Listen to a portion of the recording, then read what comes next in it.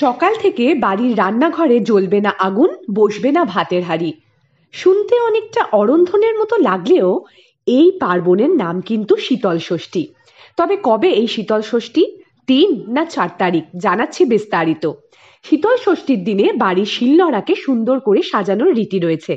এদিন সিঁদুর হলুদের ফোঁটা দিয়ে নতুন গামছা দ্বারা শিলকে সাজিয়ে পুজোর চল আছে। তবে সঙ্গে জোড়া কলা ও সজনে ফুল আবশ্যক। শীতল ষষ্ঠী অর্থাৎ ষষ্ঠী দেবীকে এদিন পুজো করা হয়, তাই এই দিন বাড়িতে রান্নার রীতি নেই।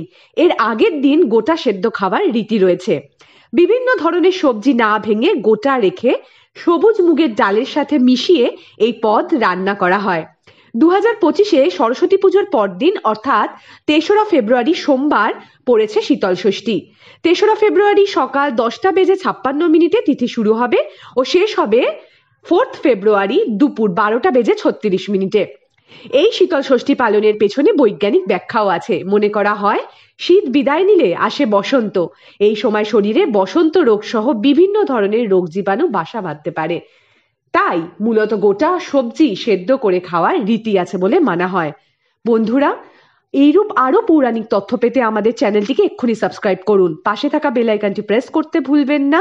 অবশ্যই বলবেন কমেন্টে হর হর মহাদেব, ওম নমঃ শিবায়।